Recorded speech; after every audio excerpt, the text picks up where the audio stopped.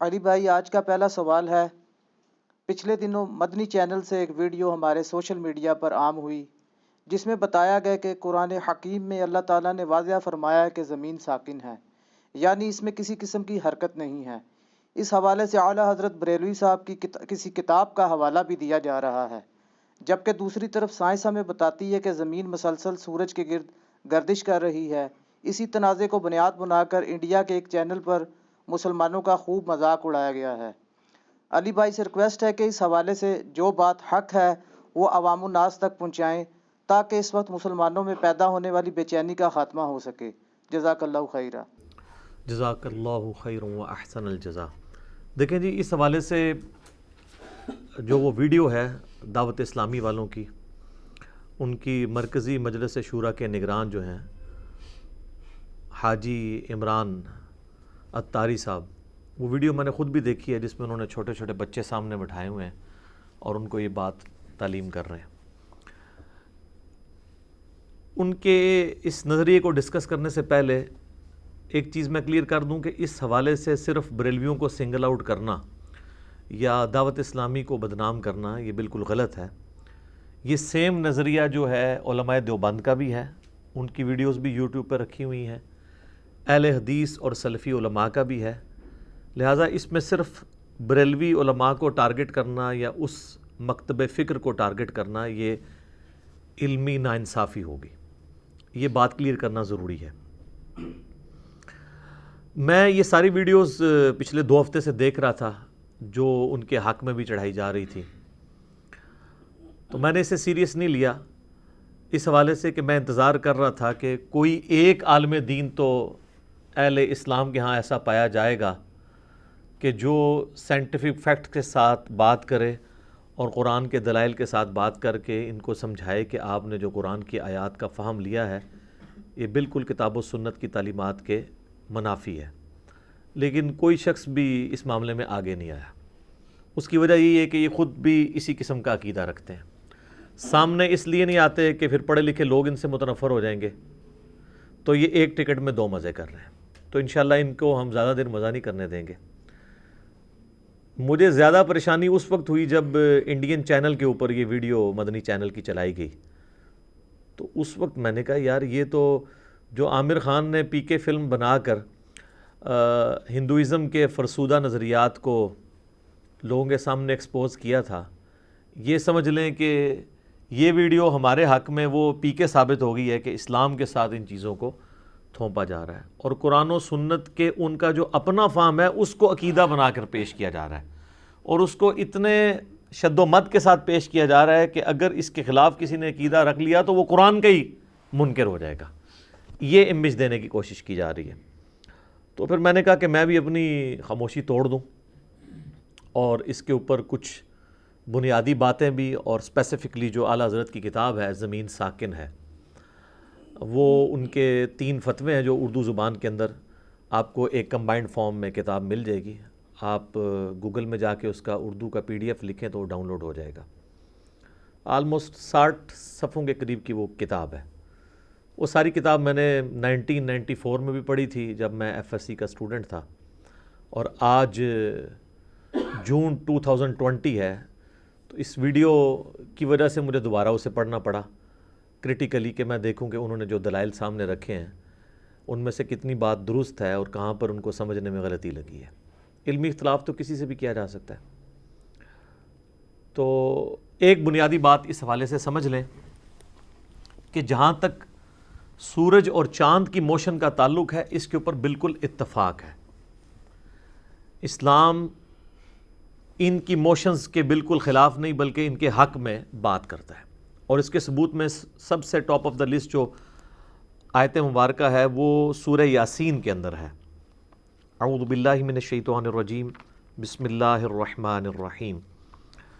سورہ یاسین جو ہے پارہ نمبر 22 سے شروع ہو کر 23 میں ختم ہوتی ہے، تو پارہ نمبر 23 میں ہی آیت نمبر 38 سے لے کر 40 تک یہ ٹروتھ ریویل ہوا ہے۔ وَالشَّمْسُ تَجْرِي لِمُسْتَقَرٍّ لَهَا، اور سورج جو ہے وہ مقررہ راستے کے اوپر چل رہا ہے۔ ذَلِكَ تَقْدِيرُ الْعَزِيزِ الْعَلِيمِ، اور یہ وہ اندازہ ہے جو سورج کے لیے مقرر کیا ہے اس ہستی نے جو العزیز ہے اور العلیم ہے، یعنی غالب ہے اور اس کے علم کے ساتھ یہ سب کچھ ہو رہا ہے۔ وَالْقَمَرَ قَدَّرْنَاهُ مَنَازِلَ حَتَّى عَادَ كَالْعُرْجُونِ الْقَدِيمِ، اور چاند کے لیے بھی ہم نے منازل مقرر کی ہیں یہاں تک کہ وہ بالکل پتلا ہو کر کھجور کی ٹہنی کی طرح ہو جاتا ہے، آخری دنوں میں بھی اور سٹارٹ کے دنوں میں بھی۔ لَلشَّمْسُ يَنبَغِي لَهَا أَن تُدْرِكَ الْقَمَرَ، نہ تو سورج کو یہ شایع ہے کہ وہ چاند کو پکڑ سکے، یعنی یہ دونوں حرکت تو کر رہے ہیں لیکن آپس میں ٹکراتے نہیں ہیں۔ وَلَا اللَّيْلُ سَابِقُ النَّهَارِ، اور نہ رات کی یہ جرت ہے کہ وہ دن کے اوپر بازی لے جائے، یعنی ہر چیز اپنے ٹائم کے اوپر آئے گی۔ وَكُلٌّ فِي فَلَكٍ يَسْبَحُونَ، اور یہ تمام کی تمام چیزیں جو ہیں وہ تیر رہی ہیں اللہ تعالیٰ کی جو فضا ہے اس کے اندر۔ لفظ استعمال ہوا ہے تیرنے کا، فلوٹ کرنے کا۔ فلوٹنگ باڈی کی یہ خصوصیت ہوتی ہے کہ وہ بیک وقت موومنٹ بھی کر رہا ہوتا ہے اور اپنے ایکسس کے گرد روٹیٹ بھی کر رہا ہوتا ہے۔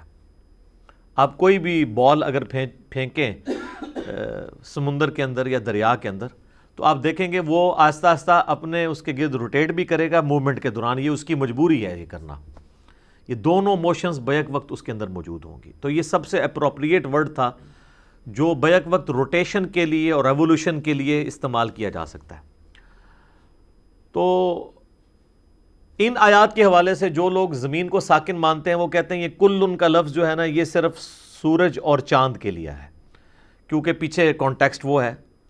کسی حد تک ان کی بات درست ہے، لیکن یہ کیٹاگوریکلی بھی ہو سکتا ہے کہ اللہ تعالیٰ نے جتنے بھی اجرام فلکی بنائے ہیں، سیٹلائٹس ہوں، سٹارز ہوں، یہ تمام کی تمام چیزیں حرکت میں، اور ان کا حرکت میں رہنا ایک اللہ تعالیٰ کی قدرت کا مظہر ہے کہ بغیر کسی ایندھن کے، کسی فیول کے اللہ تعالیٰ نے ان کو صرف بنا کے کہیں پہ اسٹیگنیشن پوائنٹ پہ رکھ نہیں دیا ہوا اسٹیگنیشن کنڈیشن کے اندر، بلکہ ان کو موومنٹ بھی دی ہے۔ تو جہاں تک سورج کی موشن کا تعلق ہے یا چاند کی، تو اس پہ آپ یعنی علماء کو اگر کنسیڈر کریں اس اعتبار سے جو کچھ وہ حق سمجھتے ہیں، تو ہمارا جو ریویلڈ نالج ہے اور ایکوائرڈ نالج یہ دونوں متفق ہیں، یعنی وحی کا علم اور علم سائنس۔ البتہ جو موشن آف ارتھ کا ایشو ہے، زمین کی موشن، اس میں ہمارے علماء کا یہ خیال ہے قدیم بھی اور جدید کہ جی قرآن کی روح سے زمین ساکن ہے، لیکن سب کا نہیں ہے، اکثریت ڈومیننٹ کا یہی نظریہ ہے۔ تو ظاہر ہے کہ اس وقت جتنے بھی مکاتب فکر ہیں وہ ان کو ڈرائیو کرنے والے جتنے علماء ہیں وہ تو یہی نظریہ رکھتے ہیں، اور اس میں سب سے ڈومیننٹ تو یہاں پر بریلوی مکتب فکر ہے۔ ان کے امام اعلیٰ حضرت امام احمد بریلوی المتوفیٰ 1340 ہجری بمطابق 1921 ان کی ڈیتھ ہوئی، تو اپنی وفات سے 1 سال پہلے ہی انہوں نے یہ کتاب لکھی ہے 1920 کے اندر، زمین ساکن ہے۔ تو چونکہ وہ اب ساکن مانتے ہیں، اب پیچھے والے اس کو ڈیفینڈ کر رہے ہیں، اور اس حد تک ڈیفینڈ کر رہے ہیں کہ وہ یہ کہہ رہے ہیں کہ جس نے اس کے خلاف عقیدہ رکھا گویا اس نے قرآن کے خلاف عقیدہ رکھا، نعوذ باللہ، وہ اپنے فہم کو عقیدہ بنا کر پیش کر رہے ہیں، اس اعتبار سے کہ اس کا کوئی انکار کرے گا تو وہ کافر ہی ہو جائے گا۔ تو ارتھ کی موشن کو ڈسکس کرنے سے پہلے ایک بنیادی بات سمجھ لیں کہ اسلام روئے ارض پہ وہ واحد ریلیجن ہے جو توہمات کو چھوڑ کر ڈیفینیٹ علم کے اوپر بنیاد رکھتا ہے۔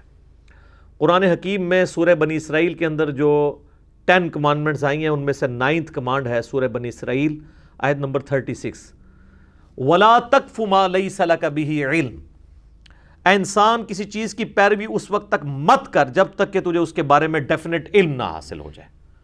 إِنَّ السَّمْعَ وَالْبَصَرَ وَالْفُؤَادَ كُلُّ أُولَئِكَ كَانَ عَنْهُ مَسْئُولًا، بے شک کان، آنکھیں اور عقل، دل ہو یا دماغ کوئی بھی چیز، اس کے بارے میں تم سے پوچھا جائے گا کہ ان 3 انسٹرومنٹس کو استعمال کر کے تم نے حق بات تک پہنچنے کی کوشش کیوں نہیں کی۔ اسلام کہتا ہے علم کے بغیر آپ نے بنیاد نہیں رکھنی، اور علم اسلام 2 ہی مانتا ہے، یا تو ریویلڈ نالج ہو، وحی کا علم، کتاب و سنت کا علم جو انبیاء کے ذریعے آیا علیہم السلام، یا پھر acquired knowledge, the knowledge obtained through observations and experiments، جسے ہم سائنس کا علم بھی کہتے ہیں۔ یہ اللہ تعالیٰ کا ہی دیا ہوا علم ہے، اور یہ ہمارا جو سائنس کا علم ہے یہ فزیکل ورلڈ کے فینومینا کے ساتھ ڈیل کرتا ہے. جو قانون قدرت ہیں یا ان کو موسٹ اپروپریٹ کہیں کہ خدائی قوانین، یہ خدا کا قانون ہے کہ آگ جلاتی ہے اور پٹرول آگ کو بھڑکا دیتا ہے، پانی آگ کو ٹھنڈا کر دیتا ہے. یہ سارے قدرت کے قوانین ہیں. یہ اتنے محکم ہیں کہ ٹوٹتے نہیں. اللہ کے لیے کوئی پرابلم نہیں، لیکن اللہ بھی کبھی کبھار ان کو توڑتا ہے. ابراہیم علیہ السلام کے لیے ایک ہی دفعہ آگ ٹھنڈی ہوئی ہے، موسیٰ علیہ السلام کے لیے ایک ہی دفعہ سمندر میں راستہ بنا ہے. روز روز یہ قوانین ٹوٹتے نہیں، ورنہ یہ سائنس پاسبل ہی نہ ہو. تو یہ اللہ تعالیٰ کے محکم قوانین ہے، اور یہ اتنے محکم ہیں کہ اللہ تعالیٰ نے سورۃ البقرہ کے اندر ابراہیم علیہ السلام کا ایک مجادلہ ہوا تھا اس وقت کے حکمران کے ساتھ، نمرود کے ساتھ، اللہ تعالیٰ کی ایگزسٹنس کے اوپر. تو اس میں ابراہیم علیہ السلام کی جس دلیل کے اوپر وہ خاموش ہو گیا تھا وہ یہی فزیکل فینومین آف نیچر کی دلیل تھی. سورۃ البقرہ کی آیت نمبر ہے 258. قال ابراہیم فإن اللہ یأتی بالشمس من المشرق. ابراہیم نے کہا کہ بے شک اللہ تو وہ ہے جو کہ مشرق سے سورج کو نکالتا ہے. فأتی بہا من المغرب. اگر تجھے خدا ہونے کا دعویٰ تو کرتا ہے نا تو تو سورج کو مغرب سے نکال کے بتا. فبہت الذی کفر. تو اللہ تعالیٰ فرماتا ہے کہ ہکا بکا رہ گیا وہ کافر. اب ظاہر ہے وہ کچھ بھی نہیں کر سکتا تھا. اس کا جواب تو پھر اس کو فزیکلی کر کے بتانا تھا. تو یہ جو قانون قدرت تھا، یعنی سورج کا مشرق سے نکل کے مغرب میں جانا، اس قانون کو ابراہیم علیہ السلام نے اللہ تعالیٰ کی حق میں دلیل کے طور پر پیش کیا. لہذا فزیکل فینومینا آف نیچر جو اللہ تعالیٰ کے قوانین ہیں بڑے محکم بنائے ہوئے، ان کو قرآن نے دلیل کے طور پر پیش کیا ہے. قرآن حکیم میں آلموسٹ 6,500 آیات ہیں، ان میں سے 1,000 کے قریب آیات انہی فزیکل فینومینا آف نیچر کے اوپر ہے، قانون قدرت کے اوپر ہے. اور اللہ تعالیٰ ان کو تذکیر کا، نصیحت کے ذریعے کے طور پر پیش کرتا ہے. اب یہ ایک الگ سے ٹاپک ہے، میں گھنٹوں اس پہ بول سکتا ہوں. نمونے کے طور پر سورۃ البقرہ کی آیت نمبر 164 ہے، جسے آیت الآیات کہا جاتا ہے. اللہ تعالیٰ کی قدرت کی کئی ایک نشانیاں ایک ہی آیت میں اللہ تعالیٰ نے جمع کی ہیں کہ اللہ کی ذات وہ ہے جس نے زمین و آسمان کو پیدا کیا رات اور دن کے عدل بدل کے اندر. اسی طریقے سے زمین میں مخلوقات پھیلانے میں، آسمان سے بارش نازل کر کے زمین سے سبزہ اگانے میں، اور آسمان اور زمین کے درمیان جو مسخر اللہ تعالیٰ نے کیے ہوئے ہیں بادل، یہ اپنی جگہ کے اوپر سٹیبل ہیں اور پھر بارش لے کر یہ چلتے ہیں ہواؤں کے ساتھ. یہ تمام کی تمام قدرت کی نشانیاں اللہ تعالیٰ نے عقل والوں کے لیے رکھی ہیں کہ اس کے ذریعے وہ اپنے رب کو، اپنے کریٹر کو پہچان سکیں. اس کے علاوہ بھی اگر کسی کو شوق ہو تو سورۃ النحل پڑھ کے دیکھ لیں، سورہ الروم پڑھ کے دیکھ لیں. یہ وہ صورتیں ہیں جن میں اللہ تعالیٰ نے ڈیٹیل کے ساتھ اپنی قدرت کی نشانیوں کو بیان کیا ہے. اور اسی کو شاہ ولی اللہ دہلوی نے التذکیر بآلاء اللہ کہا ہے. اس میں ٹاپ آف دا لسٹ سورۃ الرحمن ہے، 31 ٹائمز یہ آیت آئی ہے. فَبِأَيِّ آلَاءِ رَبِّكُمَا تُكَذِّبَانِ. اے جن و انس کے دو بھاری گروہ ہو، تم اپنے رب کی کون کون سی نعمتوں کو اور اپنے رب کی کون کون سی قدرت کی نشانیوں کو، یہ اپروپریٹ ترجمہ ہے، جھٹلاؤ گے. اور یہ مودودی صاحب کو یہ اللہ تعالیٰ نے حکمت دی تھی، کیونکہ دوزخ کی آیات کے بعد بھی آتا ہے فَبِأَيِّ آلَاءِ رَبِّكُمَا تُكَذِّبَانِ. یہ مودودی صاحب نے ترجمہ کیا ہے کہ قدرت کی بڑی بڑی نشانیاں جو ہیں، ان نشانیوں کو تم کس طرح اے جن و انس جھٹلا سکتے ہو. تو اس طرح کے جب ایشوز آئیں نا قرآن سائنس کے حوالے سے، تو میں مشورہ دوں گا کہ ایک دفعہ ضرور تفہیم القرآن مولانا مودودی رحمہ اللہ کی پڑھ لیا کریں، کیونکہ وہ آج کے دور کی تفسیر ہے. اس کے پاس قرآن و سنت کا علم بھی تھا، اور ان کے پاس جو ہے وہ سائنس کا علم بھی تھا، اور موجودہ جتنے بھی علوم ہیں ان کے اوپر اللہ تعالیٰ نے انہیں ایک مہارت دی تھی. اس لیے اس طرح کی کمزوریاں آپ کو ان کی تفسیر کے اندر نظر نہیں آئیں گی. بہرحال ارتھ کی موشن کے اوپر جو اختلاف پایا جاتا ہے وہ اس لیے کہ ایک تو وحی کے علم کو صحیح طریقے سے پریزنٹ نہیں کیا گیا، دوسری طرف سائنس کے علم سے بالکل آنکھیں بند کر لی گئیں. اور اس کا رزلٹ یہ ہے کہ اس وقت جو تھوڑی بھی عقل رکھنے والے لوگ ہیں وہ تو دیندار لوگوں سے کیا، دین سے بھی متنفر ہونے کی طرف جا رہے ہیں اگر کسی پلیٹ فارم سے صحیح طریقے سے ان کے ایشو کو ایڈریس نہ کیا گیا. اور ایشو کو ایڈریس کرنا یہ نہیں ہے کہ ہم صرف قرآن سے اس نظریے کا دفاع کریں، بلکہ جو مخالفین ہیں انہوں نے جس بات کو غلط سمجھا ہے اس کو صحیح طریقے سے ان کے اوپر ان کی غلطی آشکار کی جائے، تاکہ ہماری جو نوجوان نسل ہے وہ دین کے معاملے میں دین سے متنفر نہ ہو، قرآن و سنت کی تعلیمات سے متنفر نہ ہو۔ پچھلے 100 سال کے اندر جو انسانی ترقی ہوئی ہے سائنس کی فیلڈ کے اندر، یہ پوری انسانی ہسٹری کی ترقی کے اوپر بھاری ہے۔ اتنی پوری انسانی تاریخ میں ترقی نہیں ہوئی۔ لیکن 100 سال سے پیچھے آپ چلے جائیں، ہزاروں سال تک، تو آپ کو ہر بات جو آپ فزیکل فینامنا سے پیش کرتے ہیں وہ سطحی طور پہ لوگوں کو معلوم تھی اور وہ لوگوں کو اپیل کرتی تھی، آج بھی کرتی ہے، لیکن آج اس سے زیادہ ڈیٹیلز انسان کے پاس آ چکی ہیں۔ ان ڈیٹیلز کی وجہ سے لوگوں کے لیے ایشوز کھڑے ہو گئے، اور لوگ جو پرانی الہامی کتابیں ہیں، ظاہر ہے ہم تو ڈیفینڈ صرف قرآن کو کریں گے، اس کو 1400 سال پرانی کتاب کے طور پر دیکھتے ہیں، اور وہ یہ سمجھتے ہیں کہ یہ کتاب اب ایبسلیٹ ہو چکی ہے، کیونکہ اس کے اندر تو وہی اللہ تعالیٰ کی گفتگو ہے جو آج کے کامن جو بندہ سائنس کا علم رکھتا ہے اس کو ایز سچ اس میں کوئی انٹرسٹ نظر نہیں آتا بقول ان کے، حالانکہ ایسا نہیں ہے۔ قرآن صرف ان 100 سالوں کے لیے تو نازل نہیں ہوا، پوری انسانی ہسٹری میں اگر دیکھیں ان 100 سالوں کی تو کوئی اہمیت نہیں ہے۔ یہ تو آج ہمیں باریکیاں پتہ چلنی شروع ہوئی ہیں نا۔ تو قرآن چونکہ لٹریچر کی کتاب ہے تو لٹریچر کی زبان میں بات کرتی ہے۔ لٹریچر کی زبان میں جب بات ہو رہی ہوگی تو اس میں پھر آپ ویسی بات کریں گے جو ایک عام انسان اس فزیکل ورلڈ کو دیکھ کر آبزرو کرتا ہے۔ اس میں آپ خوردبین کی یا ٹیلیسکوپ کی یہ باتیں نہیں کریں گے، اگرچہ بعض چیزیں اس حوالے سے بھی ٹروتھ ریویل کی ہیں قرآن نے، خصوصاً ایمبریالوجی کی فیلڈ میں، کہ ایک ایمبریو جو ہے بچے کی فارم تک کن سٹیجز سے پہنچتا ہے۔ یہ تو 1980 کے بعد انسانیت کو الیکٹرانک مائکروسکوپ کے ذریعے چیزیں پتہ چلنی شروع ہوئی ہیں، پہلے تو نہیں پتہ تھیں، لیکن قرآن میں اس کی ڈیٹیلز موجود ہیں۔ آج وہ میرا ٹاپک نہیں ہے، بہرحال کئی ایک چیزوں کی ڈیٹیلز کوئی نہیں موجود ہیں، اور وہ ضرورت بھی نہیں تھی۔ قرآن نے تو چونکہ پوری انسانیت کے لیے اس نے فزیکل ورلڈ سے جو تعلق رکھنے والی چیزیں ہیں وہ چیزیں اس نے ایڈریس کرنی ہیں، جو چیزیں ہر انسان چاہے وہ کسی بھی زمانے کا ہو اس کے لیے وہ فائدہ مند ہو۔ ورنہ تو یہ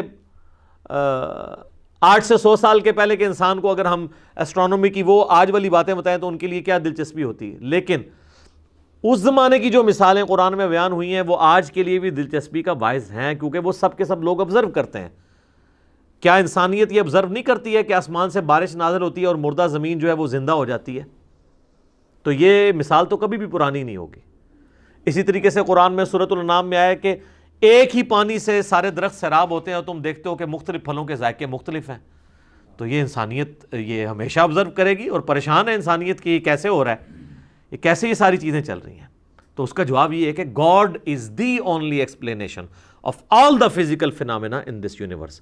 خدا ہی وضاحت ہے اس کائنات میں ہونے والے ہر فزیکل فینامنا کی، کہ یہ گاڈ چلا رہا ہے۔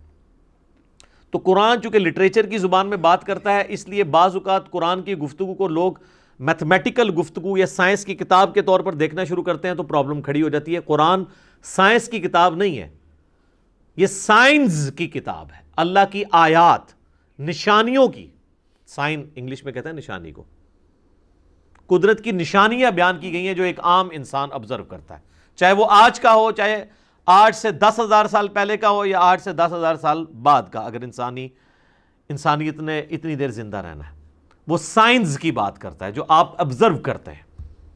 تو سائنس بھی تو یہ کہہ رہی ہے نا، the knowledge obtained through observations and experiments is known as science۔ تو سائنس بھی تو آبزرویشن کے ذریعے سب کچھ کر رہی ہوتی ہے۔ تو بڑے سے بڑا سائنٹسٹ بھی آپ دنیا کے لے آئے نا، وہ کبھی یہ نہیں کہا کہ میرا آج دماغ کر رہا ہے کہ میں بریانی کھاؤں، وہ بھی کہے گا کہ میرا دل کر رہا ہے کہ میں بریانی کھاؤں، میرا دل چاہ رہا ہے۔ آپ دیکھیں اگر وہ محبت کے جذبات کو پریزنٹ کرتے ہیں تو وہ دل کا نشان بنا کے کرتے ہیں، حالانکہ ان کو بھی پتہ ہے کہ سوچنے کا جو آلہ ہے وہ دماغ ہے، انسٹرومنٹ آف انٹلیکٹ جو ہے وہ دماغ ہے۔ اگرچہ اب دل کی طرف بھی بات جا رہی ہے، اس پہ میرا علیحدہ سے ایک کلپ بھی ریکارڈڈ ہے، لیکن ڈومیننٹ تو دماغ کا معاملہ ہے۔ تو کبھی کسی سائنٹسٹ کا کوئی مذاق نہیں اڑاتا کہ یار یہ دل کیا سوچتا ہے کہ بریانی کھائی جائے، تو کہے گا میں لٹریچر کی زبان میں بات کر رہا ہوں۔ آج بھی امریکہ کے آپ اخبار اٹھائیں تو ان میں سن رائز اور سن سیٹ لکھا ہوگا. کبھی کوئی بیوقوف شخص بھی یہ جرت نہیں کرے گا کہ وہ ان اخبارات کا مذاق اڑائے کہ بھئی سورج تو غروب ہوتا ہی نہیں ہے, نہ سورج طلوع ہوتا ہے, وہ تو ود رسپیکٹ ٹو زمین ہوتا ہے, تو آپ یہ سن سیٹ اور سن رائز کیوں لکھ رہے ہیں؟ تو کیا کہیں گے کہ ہم انسانی آبزرویشن سے بات کر رہے ہیں. اس وقت سائنس کی گفتگو نہیں ہو رہی ہے بلکہ آبزرویشن کی ہے. تو آبزرویشن میں تو ظاہر ہے سورج غروب بھی ہوتا ہے, سورج طلوع بھی ہوتا ہے. تو قرآن بھی چونکہ لٹریچر کی بک ہے, قرآن کی جتنے بھی آپ نے چیزوں کو پڑھنا ہے وہ کبھی سائنس کی بک کے طور پہ نہیں پڑھنا, لٹریچر کی زبان اور اس میں بھی کامن انسان کی جو آبزرویشن ہے. اس لیے آپ دیکھیں وہ جو سورۃ الکہف کے اندر ایک آیت آتی ہے جس کا اکثر لوگ مذاق اڑاتے ہیں ذوالقرنین بادشاہ کے حوالے سے, جو ایتھیسٹ ہیں. یہ آیت نمبر ہے 86 کہ ذوالقرنین بادشاہ جو ہیں وہ اپنے سفر کے دوران ایک جگہ پہ پہنچتے ہیں, حتیٰ اذا بلغ مغرب الشمس وجدہا تغرب فی عین حمیہ. اللہ تعالیٰ فرماتا ہے کہ وہ سورج کے غروب ہونے کی جگہ تک پہنچ گیا, یہاں تک کہ سورج کو اس نے ایک کیچڑ والی ندی کے اندر ڈوبتا ہوا پایا. It seems like that. جب سامنے کوئی چیز نہیں اور سورج غروب ہو رہا ہے, آپ کبھی سمندر کے کنارے بھی چلے جائیں تو آپ کو لگا سمندر میں جا رہا ہے, تو انسان تو یہ آبزرو کرتا ہے. اس کا قطعاً یہ مقصد نہیں ہے کہ قرآن یہ کہتا ہے کہ سورج جو ہے وہ کسی ندی میں جا کے ڈوبتا ہے, بلکہ انسانی آبزرویشن کی بات ہو رہی ہے. تو یہ انسان کی جو آبزرویشن ہے نا فزیکل ورلڈ کو دیکھ کے, اس اعتبار سے بات ہو رہی ہے. لہٰذا اس طرح کی باتوں کا مذاق نہیں اڑانا چاہیے. قرآن کو سمجھنے کے لیے ضروری ہے کہ آپ اسے لٹریچر کی بک کے طور پر دیکھیں, سائنس کی بک کے طور پر نہیں. قرآن پاک کی کوئی ایک آیت بھی اسٹیبلش سائنس کے خلاف نہیں ہے, کیونکہ یہ ورڈ آف گاڈ ہے اور یہ کائنات جو ہے وہ کریشن آف گاڈ ہے. اللہ کے قول اور فعل میں تضاد نہیں ہو سکتا. اور یہ یاد رکھیے گا سائنس جو ہے وہ صرف فزیکل ورلڈ کے ساتھ ڈیل کرتی ہے, جو فزیکل ورلڈ نہیں ہے اس کے ساتھ وہ ڈیل نہیں کرتی. جنات کی مثال دینا کہ سائنس جنات کو نہیں مانتی, وہ اس لیے نہیں مانتی کہ وہ اس کے ساتھ ڈیل نہیں کرتی. اسی طریقے سے فرشتے کبھی بھی آپ انسٹرومنٹ سے یا فزیکل آبزرویشن سے آبزرو نہیں کر سکتے, وہ اس فزیکل ورلڈ کی چیز نہیں ہے. تو وہ مثالیں دینا بالکل غلط ہے. سائنس وہ ان وجہ سے اس کو نہیں انکار کر رہی ہوتی ہے کہ وہ ایگزسٹ نہیں کرتی ہیں, بلکہ اس وجہ سے کہ ان کی ڈومین میں نہیں آتا. سائنس صرف فزیکل ورلڈ کے ساتھ ڈیل کرتی ہے, چاہے وہ چھپی ہوئی ہو چاہے ظاہر ہو. اب الیکٹرو میگنیٹک ویوز کسی نے نہیں دیکھی, پوری دنیا کا جو آپ دیکھ لیں یہ نظام سیٹلائٹ کا, ٹی وی چینلز کا, انفارمیشن کا اسی کے اوپر چل رہا ہے, لیکن اس کا کوئی انکار تو نہیں کرتا. ظاہر ہے وہ فزیکلی تو کسی نے دیکھی نہیں, لیکن ایکسپیریمنٹس کے ساتھ وہ چیزیں پروف ہو چکی ہیں. تو قرآن کے حوالے سے یہ دماغ میں کلیئر کرنا ضروری ہے, ادروائز مصیبت کھڑی ہو جائے گی. قرآن پاک لٹریچر کی زبان میں بات کرتا ہے, تو لہٰذا لٹریچر کی زبان میں اسے لیا جائے گا, ورنہ اگر آپ اس طریقے سے مذاق اڑائیں گے تو پھر ہم کئی چیزوں کا مذاق اڑائیں گے جو انسانوں میں اسٹیبلش ہیں, جو سائنٹسٹ خود بھی مان رہے ہوتے ہیں کہ یار یہ اس طرح نہیں ہے, لیکن چونکہ یہ ہم اس کو لٹریچر کی زبان میں ایسے بولتے ہیں تو اس لیے ہم اس کو ایسے بول رہے ہیں. یہ بڑی سخت زیادتی والی بات ہوگی. اس حوالے سے یہ بھی بات یاد رکھیں کہ اسی کانٹیکسٹ میں ایک بات کی جاتی ہے کہ جی وہ بخاری مسلم میں ایک حدیث ہے کہ حضرت ابو ذر غفاری سے نبی علیہ السلام نے پوچھا کہ اے ابو ذر تم جانتے ہو یہ سورج کہاں پہ جا کر غروب ہوتا ہے؟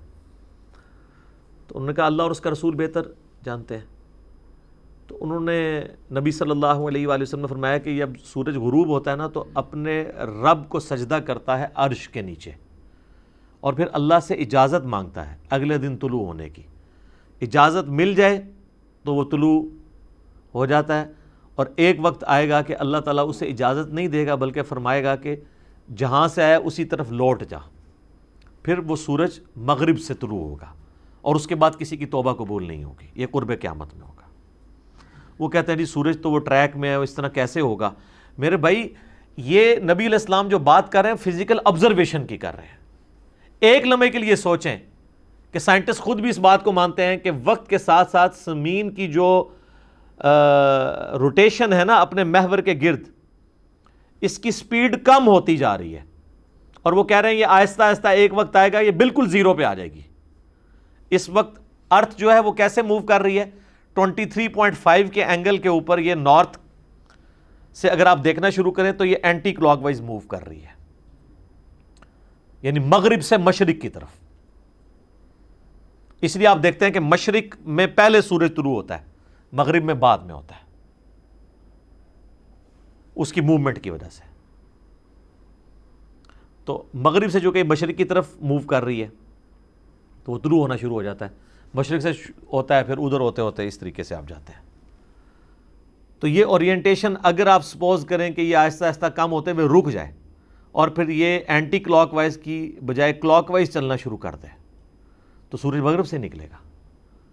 لیکن یہ فزیکلی آبزرو ہو رہا ہوگا مغرب سے نکلنا, پیچھے اس کی ریزن یہ ہوگی. تو پیچھے جو ریزنز ہیں اس کو دین جو ہے وہ چھوڑ دیتا ہے, اس لیے کہ وہ ہر چیز کو اگر ایڈریس کیا جائے گا تو پھر قرآن اتنی کتاب نہیں ہوگی, پھر بہت موٹی کتاب بن جائے گی. وہ صرف اللہ تعالیٰ وہ بات کرے گا جو ایک کامن آدمی کو سمجھ آئے. لیکن میں نے آپ کو بتایا کئی ایک باتیں ایسی کی ہیں جو آج کے زمانے میں اور کچھ آنے والے زمانے میں ثابت ہوں گی, وہ باتیں بھی اپنی جگہ موجود ہیں.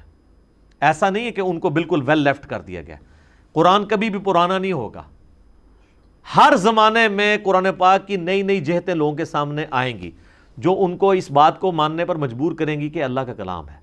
جو سورہ حمیم السجدہ میں بھی اللہ تعالیٰ نے فرمایا سَنُرِيهِمْ آیَاتِنَا فِي الْآفَاقِ وَفِي أَنفُسِهِمْ حَتَّى يَتَبَيَّنَ لَهُمْ أَنَّهُ الْحَقُّ. ان قریب ہم انہیں زمین و آسمان میں اور ان کی جانوں میں ایسی نشانیاں دکھائیں گے کہ یہ پکار اٹھیں گے کہ قرآن حق ہے, اللہ کا وجود حق ہے, اللہ کی جو پرسنالٹی ہے وہ حق ہے. یہ مان اٹھیں گے. اور وہ دیکھ لیں آپ مان رہے ہیں. اس پہ میں نے کئی ایک لیکچرز دیے ہیں. آپ میرا ایک لیکچر ہے ہو از اللہ, مسئلہ number 60 in the light of scientific facts, Urdu کے اندر اللہ کون ہے. ایک اور لیکچر ہے مسئلہ نمبر 83B ہو کریٹڈ گاڈ, اور جدید شیطانی وسوسوں کا تحقیقی جائزہ. اللہ کو کس نے پیدا کیا, جس میں میں نے آج کے دور کے بڑے جو لیڈنگ ایتھیسٹ ہیں 80+ ان کی ایج ہے, پروفیسر رچرڈ ڈاکنز کی کتاب دا گاڈ ڈیلوژن, اس کا میں نے کریٹیکل انالیسس اس میں پیش کیا تھا. تو اسی طریقے سے ایک لیکچر ہے قرآن ورسز ماڈرن سائنس, اس میں نے اس حوالے سے کافی مقدمے میں چیزیں کلیئر کی, کچھ آج میں نے کور کی ہیں, باقی میں سکپ کرتا ہوں. ان 3 لیکچرز کا لنک ہم نیچے دے دیں گے. جسے شوق ہے نا ان چیزوں کو سمجھنے کا تو وہ پھر ظاہر ہے کہ یہ 5 منٹ میں تو بات نہیں سمجھائی جاتی, یہ پورا مقدمہ ہے. 5 منٹ میں تو آپ ہاں یا نہ میں جواب دے سکتے ہیں, پورا مقدمہ سمجھانے کے لیے تو پھر ڈیٹیلڈ گفتگو کم از کم 40-50 منٹ کی چاہیے ہوتی ہے. تو اس طرح کی جو مثالیں دیتے ہیں نا قرآن پاک سے, تو وہ سمجھ لیں کہ یہ قرآن ڈیل کر رہا ہے ان چیزوں کے ساتھ. قرآن اس کی روحانی جو ریزن ہے نا اس کی طرف انسانیت کو مائل کرتا ہے کہ God is the only explanation of all the physical phenomena. اور سائنس کی یہ فیلڈ نہیں ہے. سائنس صرف یہ کہتی ہے کہ ہم کسی چیز کو ڈسکور کریں گے اور اس کے پیچھے اس کی ریزن تلاش کریں گے, اور اس کے پیچھے کیا ریزن ہے وہ کہتے ہیں ہماری ڈومین ہی نہیں ہے. کیا ہوا, زلزلہ آیا, کیوں آیا, ٹیکٹونک پلیٹس کی وجہ سے آیا. یہ کیسے ڈسٹرب ہوئی, وہ کہتے ہیں یہ ہماری فیلڈ نہیں ہے, it is physical phenomena of nature. ایسا ہی ہوا کرتا ہے, اسی میں تو قیامت ہے. ایسا ہی کیوں ہوا کرتا ہے, کون ڈیسائیڈ کرتا ہے کہ کس پلیٹ کو کس وقت کس کے ساتھ ٹکروانا ہے. شہاب ثاقب ستاروں سے ٹوٹ کے گرتے ہیں, کہتے ہیں فزیکل فینومینا. بھی کون ڈیسائیڈ کرتا ہے کہ کس وقت کتنا ٹکڑا فلاں ستارے سے ٹوٹ کے گرے گا, وہ کہتے ہیں یہ تو کوئی پریڈکٹ نہیں کر سکتا. اسی کے پیچھے ڈیوائن سورس ہے اللہ. تو وہ ریزن اپنی جگہ ہے, فزیکل ریزن بھی ہوتی ہے, اس کے پیچھے روحانی ریزن موجود ہوتی ہے, اور قرآن روحانیت کی طرف لے کے جاتا ہے. تو یہ نبی اسلام نے جو فرمایا نا سورج سجدہ کرتا ہے اللہ تعالیٰ کے عرش کو, تو بالکل ٹھیک ہے. تو قرآن حکیم میں آیا کہ یہ جو بجلی چمکتی ہے وہ اللہ کی تسبیح بیان کرتی ہے, لیکن تم سمجھ نہیں سکتے. بالکل صحیح ہے, اس لیے کہ یہ وہ چیزیں ہیں جو فزیکل ورلڈ سے تعلق نہیں رکھتی ہیں, اور نہ ان چیزوں کی ان ریزنز کی وجہ سے قرآن جو ہے وہ سائنس کے خلاف ہو جاتا ہے. قرآن کی ڈومین الگ ہے, سائنس کی ڈومین الگ ہے.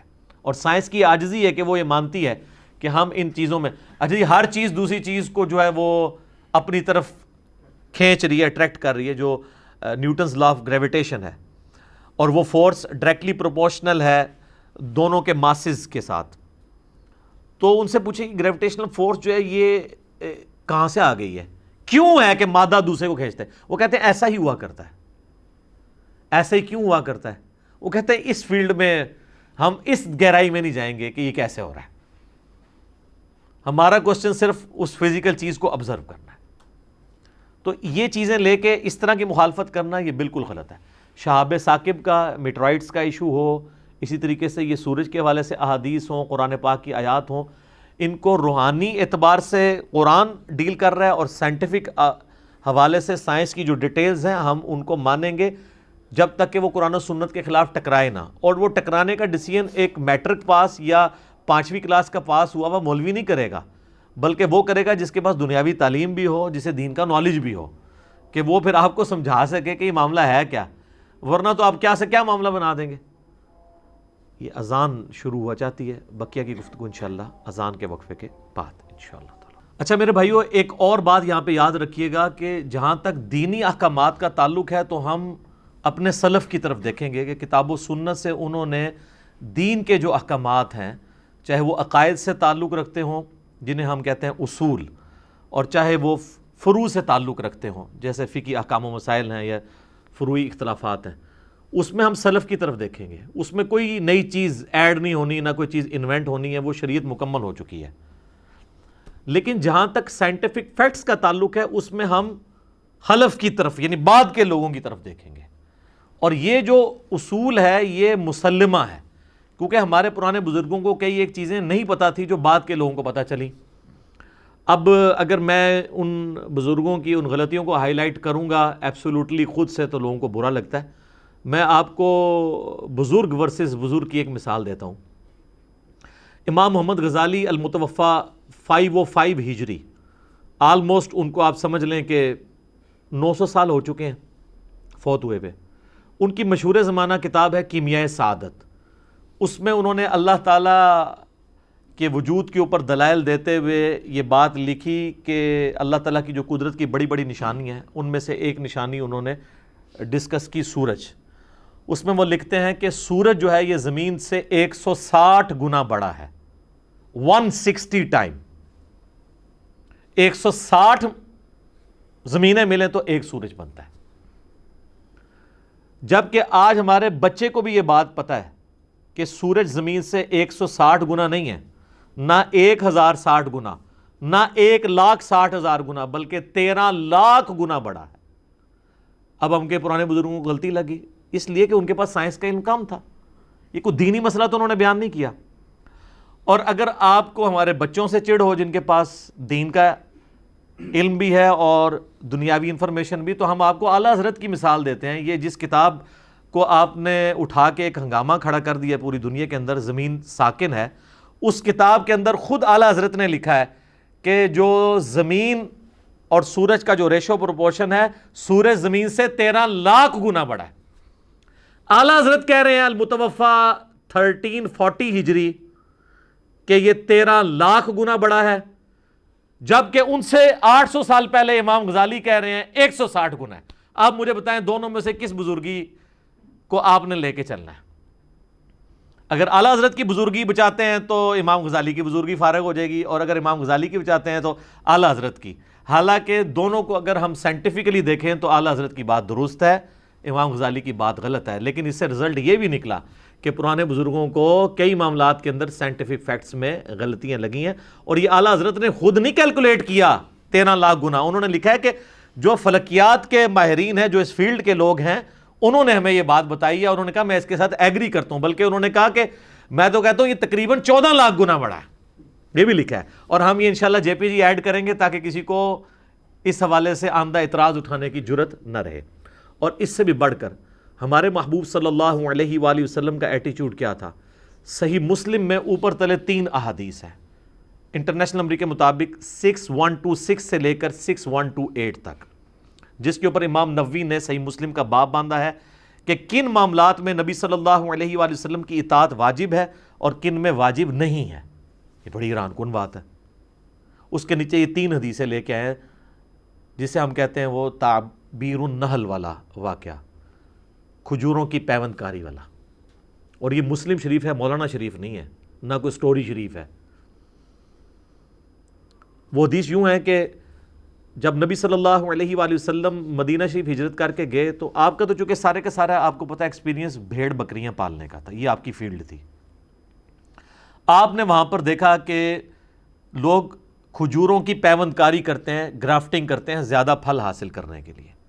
تو نبی علیہ السلام نے جب ان کو یہ کرتے ہوئے دیکھا تو آپ نے فرمایا کہ اگر یہ نہ کرو تو کیا ہے؟ یعنی نیچر کو بدلنے کی ضرورت کیا ہے، نیچرلی جو کچھ بھی ہوتا ہے اس طریقے سے ہوتا رہے. تو نبی علیہ السلام نے ان کو منع نہیں کیا، لیکن ایک مشوراتاً ایک بات ان سے کی. ان کے لیے تو وہ ماننا، پھر ان کے لیے تو نبی علیہ السلام کی شخصیت بہت بڑی تھی. انہوں نے آپ علیہ السلام کے مشورے پہ عمل کیا اور ان کی فصل ہو گئی کم. جب فصل کم ہو گئی تو وہ شکایت کرتے ہوئے نبی علیہ السلام کے پاس آ گئے، یا رسول اللہ آپ کے مشورے پہ عمل کیا تھا. تو آپ علیہ السلام نے فرمایا کہ جب کبھی میں تمہیں کسی دینی معاملے میں اللہ کے ریفرنس سے کوئی بات بتاؤں تو اس پہ عمل کرنا تم پہ ضروری ہے، لیکن جب کوئی میں اپنی رائے سے تمہارے دنیاوی کسی معاملے میں تمہیں مشورہ دوں تو وَأَنْتُمْ أَعْلَمُ بِأَمْرِ دُنْيَاكُمْ، تم دنیا کے کام کو، اپنے دنیا کے کام کو مجھ سے بہتر جانتے ہو. کیونکہ نبی علیہ السلام کا تو کھجوروں میں ایکسپیرینس نہیں تھا. اور آپ کے جو الفاظ ہیں نا کہ اللہ کے ریفرنس سے کوئی بات کروں اسے منوان اسی طریقے سے لیا کرو، جب میں اپنے مشورے سے کسی دنیاوی معاملے میں بات کیا کروں تو تم خود دیکھ لیا کرو اپنے معاملے کو. یہ الفاظ اس حدیث کے صحیح فہم کی حفاظت کر رہے ہیں. کیونکہ آپ کو پتہ ہے جو لوگ علم الغیب کا غلط عقیدہ رکھے ہوئے ہیں، ایک تو علم الغیب کا صحیح عقیدہ ہے کہ نبی علیہ السلام کو اللہ تعالیٰ جتنا بتاتا تھا وہ پتہ ہوتا تھا، جو نہیں بتاتا تھا وہ نہیں، باقی اس کی ڈیٹیلز میں ہم نہیں پڑھتے. اور ایک یہ ہے کہ سب کچھ پتہ تھا. ان کے لیے تو یہ حدیث موت ہے. تو انہوں نے آگے سے خود سے جوڑا ہوا ہے کہ وہ اصل میں نا پہلے سال تو فصل کم ہو گئی تھی، اگر وہ ایسے کرتے رہتے نا تو فصل خود بخود زیادہ ہو جانی تھی. سر یہ تو اسٹیبلش فیکٹ ہے کہ گرافٹنگ سے بہتری آتی ہے. یہ آپ نے جو انور اٹور تیار کیا ہے اور آپ نے جو کینو تیار کیا ہے یہاں سب کانٹیننٹ میں، یہ گرافٹنگ کے ذریعے کیا ہے نا، پیوند کاری کے ذریعے. تو میرے بھائی اس میں واضح الفاظ ہیں کہ آپ علیہ السلام فرمایا کہ جب میں اللہ کے ریفرنس سے بات کروں تو لے لیا کرو، اور جب میں اپنی کوئی ذاتی بات کرتا ہوں تمہارے دنیاوی کسی معاملے میں تو تمہیں بہتر پتہ ہے اپنے معاملات کو، تمہارا ایکسپیرینس زیادہ ہے اس فیلڈ کے اندر. اور اس سے بڑھ کر امام نووی نے جب امام مسلم کی اس حدیث پہ باب باندھا ہے، کیونکہ امام مسلم نے باب نہیں باندھے تھے. آج دنیا میں جو مسلم شریف میں باب آپ کو نظر آ رہے ہیں وہ امام مسلم کے نہیں، امام نووی کے ہیں. تو انہوں نے بھی اس کے اوپر ہیڈنگ بنائی ہے کہ کن معاملات میں نبی علیہ السلام کی اطاعت واجب ہے اور کس میں نہیں ہے. تو امام نووی نے بھی وہی فارم لیا ہے جو اس حدیث میں سے نکلتا ہے. تو یہ میں بتا رہا ہوں، یہ کہانیاں کرواتے ہیں. تو اب مجھے بتائیں نبی علیہ السلام جب اپنے بارے میں یہ بات کر رہے ہیں تو کتنے انصاف پسندی ہے کہ آپ علیہ السلام ہماری ہدایت کے امام ہیں. آپ علیہ السلام ہمیں ایٹم بم بنانے کا طریقہ بتانے کے لیے دنیا میں نہیں آئے ہیں. آپ علیہ السلام دنیا میں آئے ہیں اللہ کی شناخت کے لیے. اور یہ کوئی آپ کا عیب نہیں ہے. ڈاکٹر اقبال شاعر تھے، ان کی خوبی تھی، لیکن نبی علیہ السلام کو شاعر ماننا آپ کا عیب ہے. وما علمناہ الشعر وما ينبغی لہ، ہم نے اس نبی کو شعر کہنا نہیں سکھایا، نہ ان کی شان کے لائق ہے. تو آپ تو شعروں پہ جھومتے ہیں، نبی علیہ السلام شعر نہیں کہہ سکتے تھے، اور اللہ نے کہا ان کی شان کے شان بھی نہیں، کیونکہ وہ ہدایت کے امام بنا کے بھیجے گئے. تو ان باتوں کو سمجھنے کی ضرورت ہے. ادروائز ایک عام مسلمان جو تھوڑا پڑھ لکھ جاتا ہے، چونکہ میں میکینیکل انجینئر ہوں اور پریکٹیکل فیلڈ کے اندر ہوں، ساتھ دین کے حوالے سے بھی ڈسکشن کرتا ہوں، تو مجھے پتہ ہے کہ ایک عام آدمی کیا سوچتا ہے، پڑھا لکھا آدمی، تو وہ پھر پریشان ہو جاتا ہے. تو میں پھر وہی بات ریپیٹ کروں گا کہ آپ نے قرآن حکیم کو ایز اے لٹریچر کی بک لینا ہے، اور قرآن پاک جن آبزرویشنز کی بات کرتا ہے وہ ہیں جو ایک کامن آدمی آبزرو کرتا ہے. ایک کامن آدمی جو دیکھ کے سمجھتا ہے نا، وہ اس کی ڈیٹیلز میں سوائے چند چیزوں کے باقی چیزوں میں بات قرآن نہیں کرتا، کیونکہ قرآن انسانی نفسیات کے ساتھ ڈیل کر رہا ہے. ورنہ تو پھر اگر قرآن آج کے دور کی ایک ایک نٹی گریٹی بیان کرتا تو مجھے بتائیں 100 سال کو نکال کے پچھلے 1300 سال کے لوگوں کے لیے قرآن میں کیا انٹرسٹ ہوتا ہے. وہ کہتے ہیں کس قسم کی باتیں کر رہے ہیں. آج مولویوں کو ہم بیسک سائنس بتاتے ہیں نا، وہ پریشان ہو جاتے ہیں. ہم انہیں کہتے ہیں یہ first law of thermo dynamics ہے، وہ کہتے ہیں.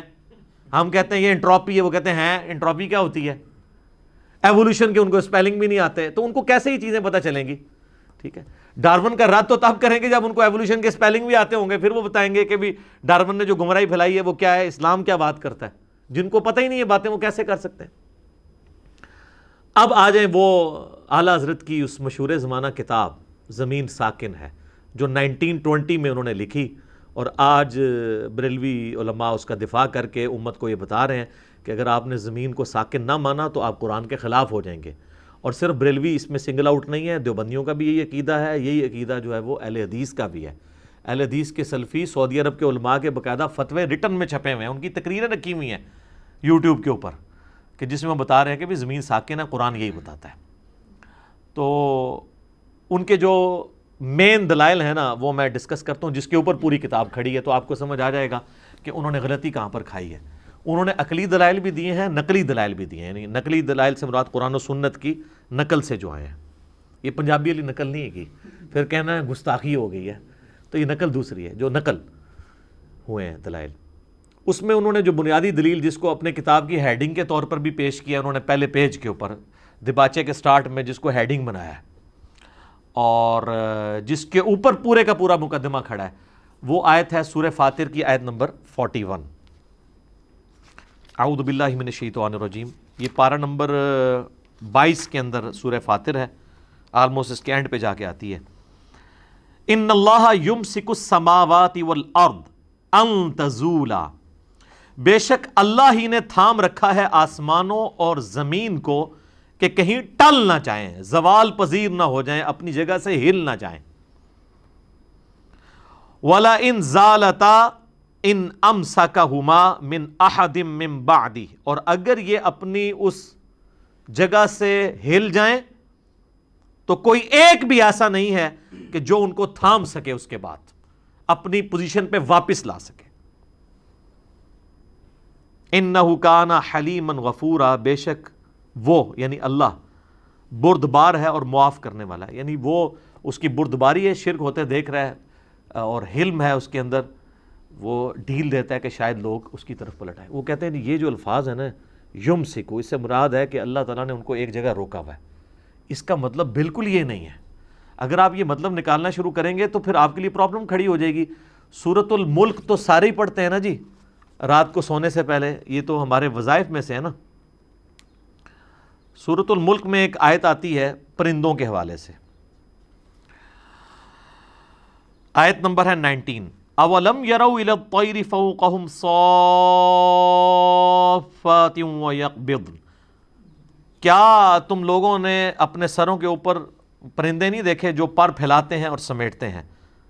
ما یمسکہن الا الرحمن، وہی الفاظ آگے، یمسکو، ان کو نہیں تھام رکھا مگر رحمان نے۔ انہ بکل شیء بصیر، بے شک اللہ تعالیٰ ہر چیز کو دیکھنے والا ہے۔ تو یہ اللہ نے جو آسمان کے اندر پرندے تھامے ہوئے ہیں، تو اس کا کیا مطلب ہے؟ پرندے آگے پیچھے نہیں جاتے ہیں، الفاظ وہ یہ یمسکو۔ اس کا مطلب یہ ہے کہ وہ اللہ تعالیٰ نے ان میں یہ کمپیٹنسی پیدا کی ہے کہ وہ اپنے آپ کو بیلنس رکھتے ہیں، یعنی وہ اڑتے ہوئے چلتے بھی رہتے ہیں، آگے پیچھے بھی جاتے ہیں۔ وہ جو فورس آف بوئنسی ہے، جو ہوا کی قوت اچھال ہے، جس کی وجہ سے ہوائی جہاز اور پرندے ہواؤں میں اڑتے ہیں اور سمندروں کے اندر بحری جہاز تیرتے ہیں، قوت اچھال جسے ارشمیدس پرنسپل کے تحت جس کو وہ کیلکولیٹ کیا جاتا ہے، وہ قوت اچھال اللہ نے رکھی ہوئی ہے۔ تو یہاں پہ یمسکو کا ترجمہ کوئی یہ کرے گا کہ پرندے ایک جگہ ہی رکے ہوئے ہیں، اس میں تو الفاظ ہیں کہ پر پھیلاتے بھی ہیں، اکٹھے بھی کرتے ہیں۔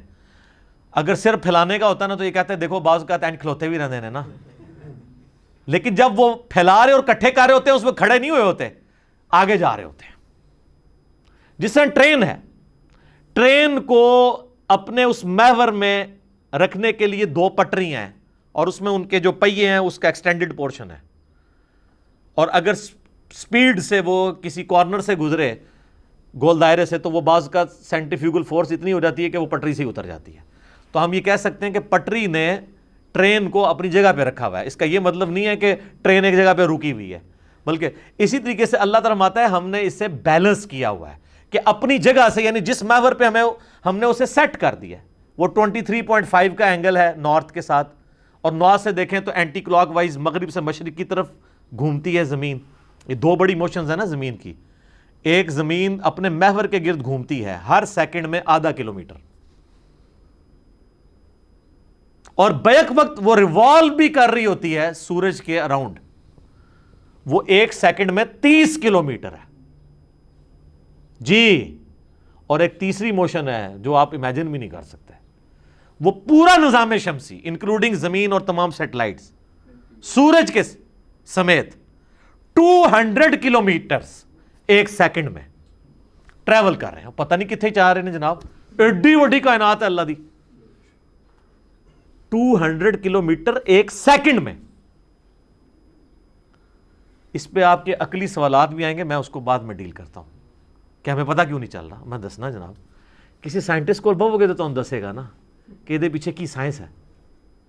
یہ 3 بڑی موشنز ہیں، ایک چوتھی بھی ہے وہ جو اپنے محور کے گرد 23.5 کا اینگل ہے نا، اس میں بھی زمین یوں بھی کرتی ہے، وہ بھی کمال اس کی موشن ہے. یہ 4 موشنز ہیں. تو یہ اللہ تعالیٰ نے اس سارے معاملے کو بیلنس کیا ہوا ہے کہ وہ اس محور سے نہیں ہٹتی، ورنہ تو اگر یہ 23.5 کا اینگل ہی ختم ہو جائے، آپ کے موسموں کی تبدیلی ختم ہو جائے، وہ سارے موسم تبدیل اس کی وجہ سے ہو رہے ہیں. اور پھر کس طریقے سے اللہ تعالیٰ نے اسے ایک محور کے گرد گھمایا ہوا ہے. اس کی وجہ سے آپ دیکھتے ہیں جب افریقہ میں گرمیاں ہوتی ہیں ہماری سردیاں چل رہی ہوتی ہیں، جب ہماری سردیاں آتی ہیں ان کی گرمیاں چل رہی ہوتی ہیں. اس طریقے سے کیا معاملات ہیں، یہ تو ایک اللہ تعالیٰ کی قدرت کا شاہکار ہے. سبحان اللہ وبحمدہ عدد خلقہ ورضا نفسہ وزنۃ عرشہ ومداد کلماتہ. تو یہ انہوں نے بڑی دلیل لی تھی، اور اس کے پیچھے آپ کو میں نے بتا دیا کہ انہوں نے اس کا فہم سمجھنے میں غلطی کی. اس میں سکون کا تو لفظ ہی کہیں موجود نہیں ہے کہ اللہ تعالیٰ نے ایک جگہ پہ روک کے رکھا ہے. نہیں، اللہ کہہ رہا ہے میں نے تھاما ہوا ہے اس کو کہ اپنی جگہ سے ٹل نہ جائیں، جو ہم نے ٹریک مقرر کیا اس سے ٹل نہ جائیں. تو خام خواہ اس کے اندر سکون والا معاملہ پیدا کرنا یہ بالکل غلط ہے. اگر کریں گے تو پھر پرندوں کے معاملے میں بھی کریں. یہ میں نے اینٹی وینم پھکی والا الزامی جواب بھی دے دیا کہ سیم وہی یمسکو کا لفظ جو ہے وہ پرندوں کے لیے بھی استعمال ہوا ہے. اب مجھے بتائیں، یہ علماء کو جواب کوئی سائنٹسٹ نہیں دے سکتا، اور سائنٹسٹ کو قرآن کو مولوی نہیں سمجھا سکتا. یہ مشکل کام ہے. اچھا جی، یہ تو ہوگی ان کی بڑی دلیل جس کے اوپر وہ کھڑے ہوئے تھے. اچھا، لیکن یہاں پہ میں ایک جان کے مان پاؤں تو ایک چیز عرض کروں کہ اعلیٰ حضرت نے جو یہ عقیدہ لکھا نا زمین ساکن ہے میں، کہ اللہ تعالیٰ نے زمین و آسمان کو تھام رکھا ہے، کاش ان کا یہ عقیدہ اپنے ملفوظات کے اندر بھی ہوتا. ملفوظات کی آپ پہلی جلد نکالیں، اس کے اینڈ پہ آپ چلے جائیں، دنیا سے جہاں بھی آپ ملفوظات اعلیٰ حضرت اٹھا لیں. اگر کوئی اعلیٰ حضرت کی اپنی ویب سائٹ اعلیٰ حضرت .net جو بریلی کی ہے اس کو کھول لیں، وہ جو ملفوظات کا پہلا حصہ ہے نا، اس کے آخر میں چلے جائیں. 5th لاسٹ کوسچن ہے، آخر سے 5ویں نمبر پہ، کہ ان سے پوچھا گیا کہ حضور غوث کیا ہر زمانے میں ہوتا ہے؟ تو کہتے ہیں اگر غوث نہ ہو تو زمین و آسمان قائم ہی نہیں رہ سکتے. تو اب ہم اعلیٰ حضرت سے پوچھتے ہیں کہ آپ سائنٹسٹ کو تو کرٹیسائز کر رہے ہیں، آپ کو کون پوچھے گا اور آپ کے ماننے والوں کو کہ قرآن میں سورہ فاطر آیت نمبر 41 میں آیا کہ اللہ نے زمین و آسمان تھام رکھے ہیں. زمین و آسمان اللہ تعالیٰ ہمارا ہے کہ اگر ان کو نہ تھامے اور یہ اگر ٹل جائیں تو کوئی ایک بھی نہیں ان کو سنبھال سکتا. تو آپ کس نے کہہ رہے ہیں کہ غوث نے زمین و آسمان کو تھاما ہوا ہے؟ تو اب ہم قرآن کا عقیدہ مانیں یا آپ کا وہ، یا بلکہ ہمیں کہنا چاہیے ہم قرآن سے آپ کا وہ عقیدہ مانیں جو آپ نے زمین ساکن ہے میں لکھا ہے، یا آپ کا وہ عقیدہ مانیں جو آپ نے ملفوظات اعلیٰ حضرت میں لکھا ہے. اور یہ نہ کہیے گا، یہ بعض لوگ اس سے جان چھڑاتے ہیں، وہ کہتے ہیں جی ملفوظات تو ان کے بیٹے نے جمع کیے ہیں، تو بیٹا تو ان کا غوث وقت تھا، تو اس کا مطلب ہے وہ گمراہی وہ مفتی اعظم ہند پھیلا کے گئے ہیں. مصطفیٰ رضا خان نوری جنہوں نے وہ نعت لکھی ہے نا، تو شمع رسالت ہے عالم تیرا پروانہ، ان کا چھوٹا بیٹا تھا. وہ کہتے ہیں انہوں نے جمع کیے ہیں تو اعلیٰ حضرت پہ نہ تھوپیں. سر یہاں یہ بھی آپ کا لیم ایکسکیوز نہیں مانا جائے گا، کیونکہ مزے کی بات آپ کو بتاؤں، جو پہلا حصہ ہے نا ملفوظات کا، وہ اعلیٰ حضرت نے لفظ بلفظ خود پڑھا ہوا ہے. یہ شباشی والی عبارت سے تو جان چھڑا سکتے ہیں کہ وہ بعد میں آئی ہے، بیٹے نے ڈال دی، انہوں نے نہیں کہی ہوگی.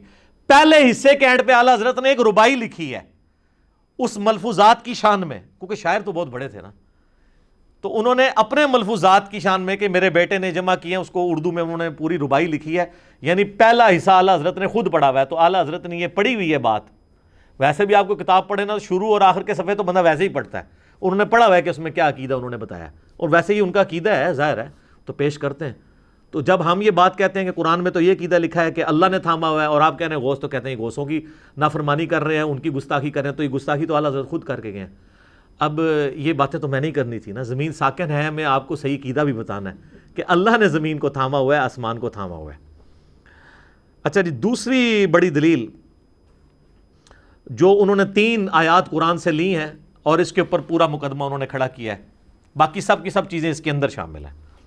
سورۃ البقرہ کی آیت نمبر 22، الذی جعل لکم الارض فراشا، وہی اللہ وہ ہستی ہے جس نے زمین کو تمہارے لیے فرش بچھونا بنایا.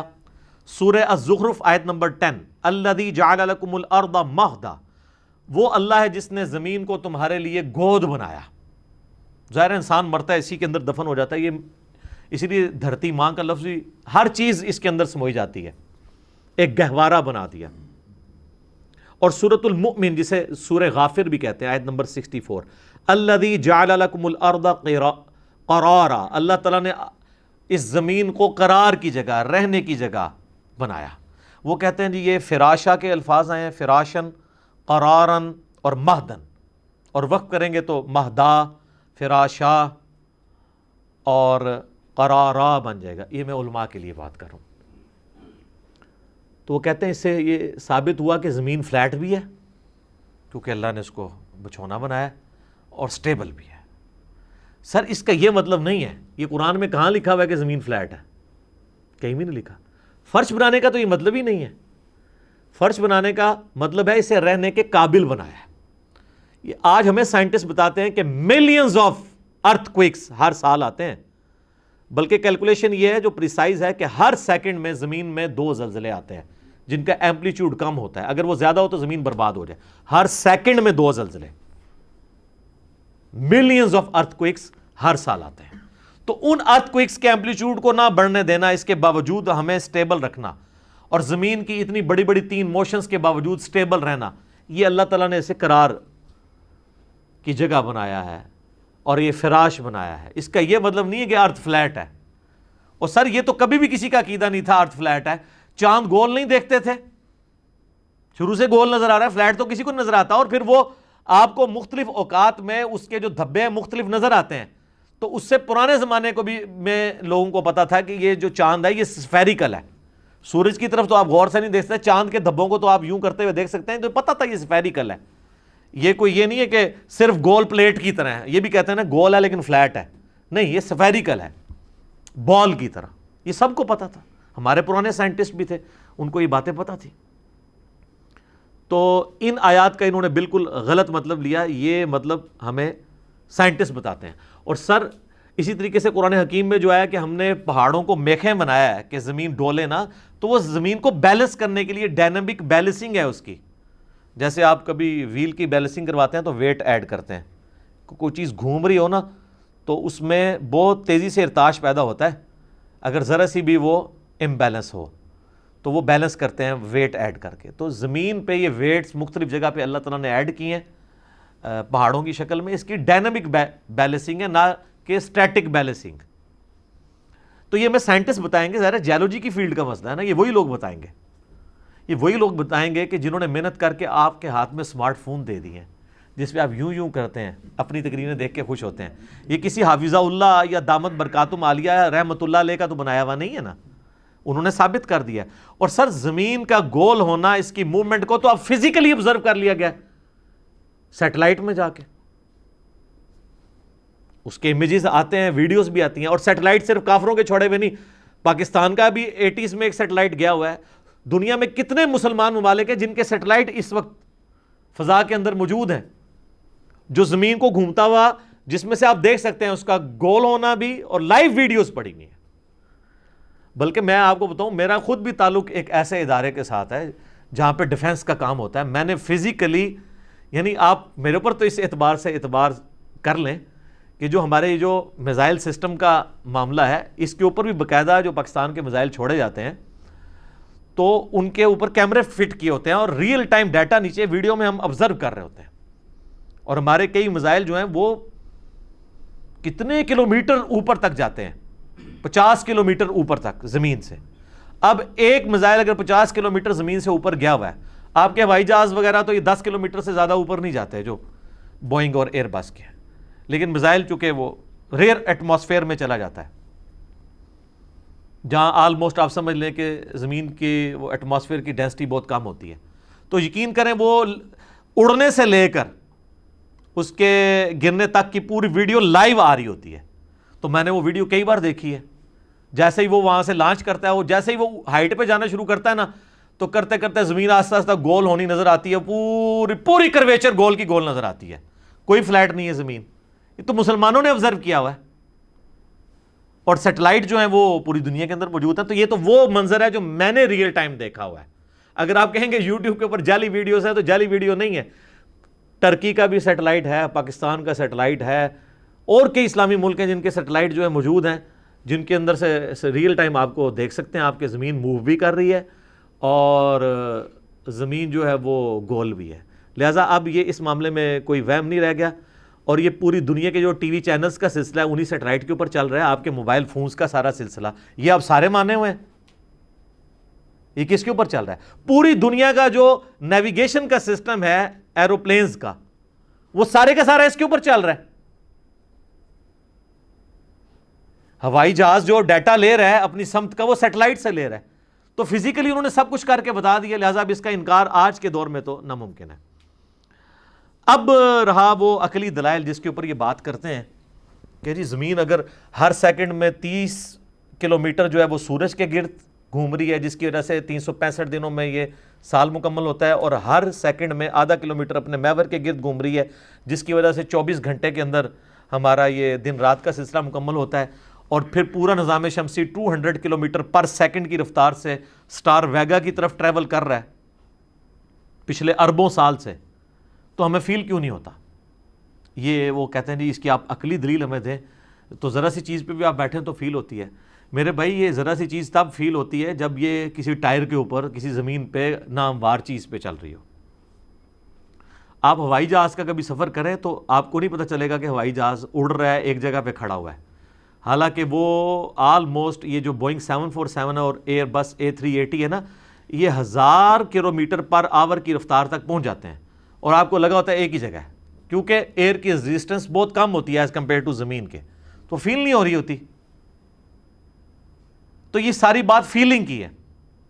اس کی وجہ سے اس کے اندر یہ بھی نہیں ہوتا کہ کھانا جو ہے وہ کوئی لا کے رکھے تو 1000 کلومیٹر دور چلا جائے گا, وہ ادھر ہی پڑا رہے گا, کیونکہ ساری چیزیں اسی رفتار سے ٹریول کر رہی ہیں.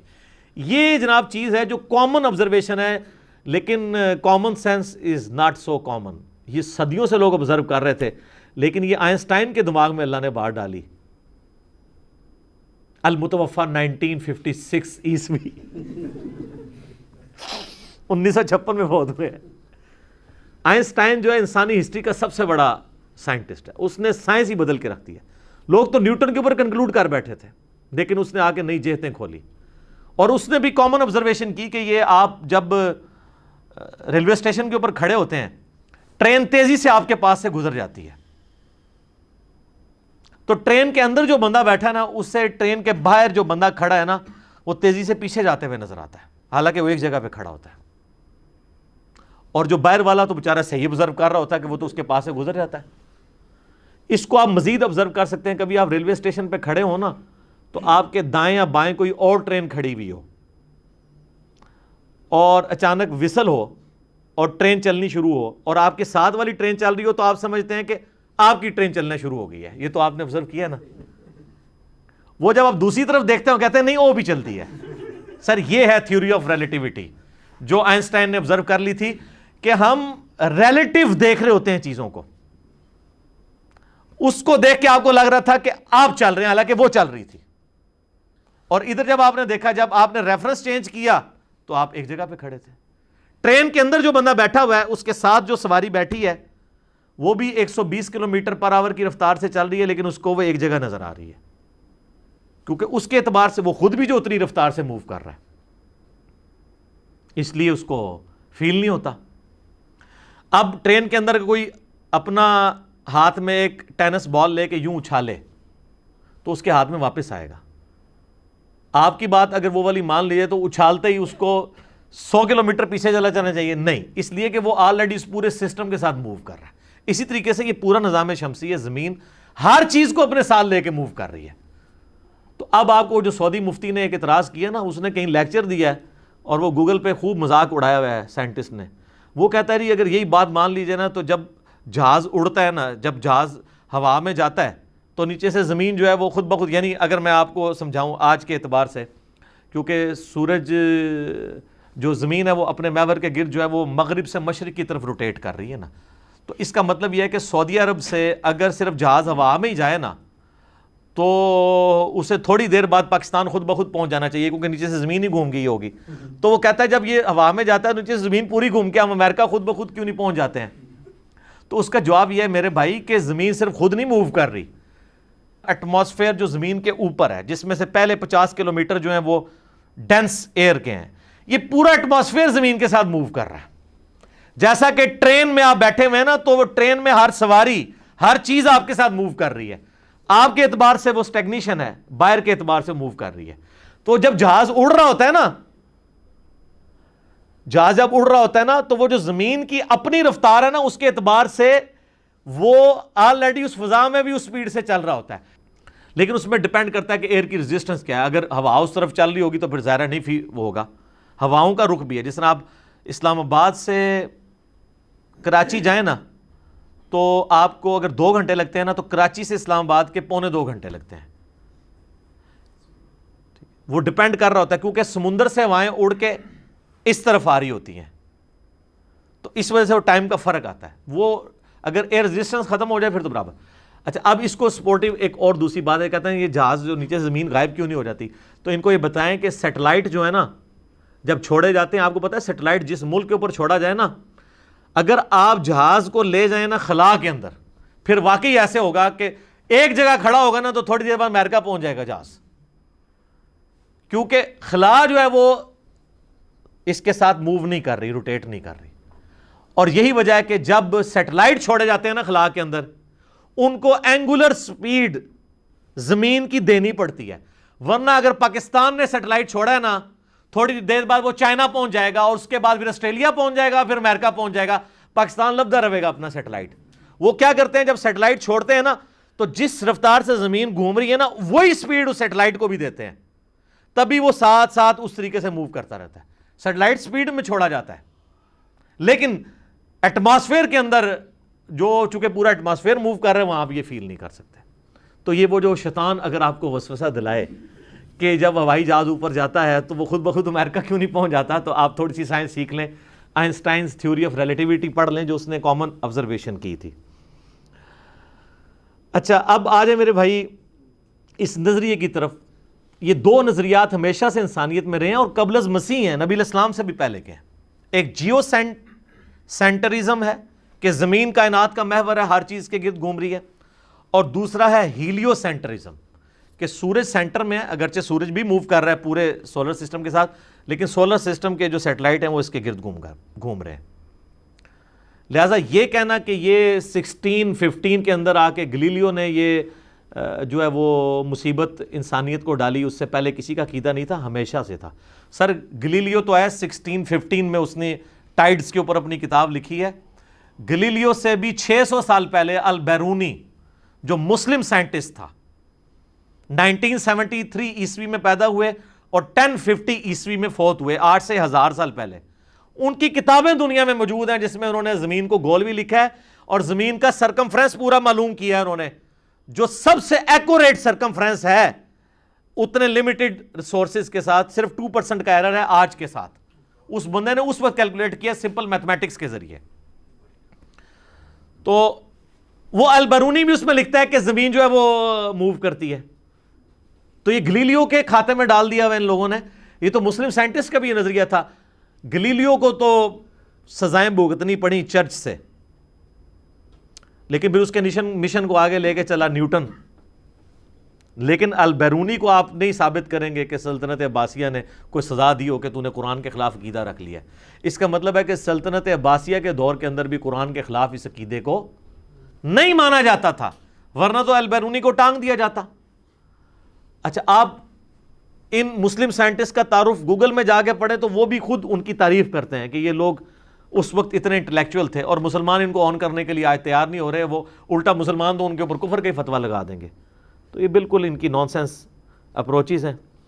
اچھا، اعلیٰ حضرت اس کتاب میں نا، آپ کو پتہ ہے یہ مین جو بندہ ہے نا کوپرنیکس ہے، جس نے یہ سارا سیٹلائٹس کے اوپر پوری ورکنگ کی. اس کے بعد کیپلر اور پھر گلیلیو اور پھر نیوٹن، یہ 4 بڑے بندے ہیں. تو اعلیٰ حضرت نے نا اس میں لکھا ہے اپنی کتاب کے اندر، کوپرنیکس کی بدعت ضلالہ. وہ لوگ جو بدعت کو مانتے ہی کوئی نہیں ہے، جن کے اپنے اعمال کے اندر میں نے کہا چلو بدعت ضلالہ کا لفظ تو انہوں نے یوز کیا ہے. اور اس طریقے سے آئنسٹائن کو بھی انہوں نے برا بھلا کہا. بہرحال ایک پازیٹیو چیز ہے کہ انہوں نے امام غزالی والا مسئلہ حل کر دیا. امام غزالی نے کیمیائے سعادت میں لکھا تھا کہ سورج زمین سے 160 گنا بڑا ہے, اور اعلیٰ حضرت نے اپنی کتاب زمین ساکن ہے میں لکھا ہے کہ سورج زمین سے 13 لاکھ گنا بڑا ہے. ایک بات وہ مان گئے کہ بزرگوں کے پاس جو علم سائنس تھا وہ کمزور تھا, اور ظاہر اعلیٰ حضرت نے خود کوئی انوینشن نہیں کی ہے, ہمارے فلکیات کی چیز انہوں نے کوٹ کی ہے. پھر وہ اعلیٰ حضرت اس میں کہتے ہیں کہ جب یہ 13 لاکھ گنا بڑا ہے تو اور گریویٹیشنل فورس بھی ایگزسٹ کرتی ہے, تو اگر سورج کے گرد زمین چکر کاٹ رہی ہوتی ہے, عقلی دلیل وہ دے رہے ہیں, تو 13 لاکھ بندے اگر ایک طرف کھڑے ہوں اور ایک بندہ ایک طرف ہو تو 13 لاکھ بندے اس ایک بندے کو گھسیٹ نہیں لیں گے اپنی طرف. تو کہتے ہیں کب سے یہ زمین جو ہے نا سورج کے اندر جا کے گر کے ختم ہو گئی ہوتی ہے اگر ہم آپ کی یہ والی بات مان لیں کہ اس کے گرد روٹیٹ کر رہی ہے قوت کشش ثقل گریویٹیشنل فورس کی وجہ سے.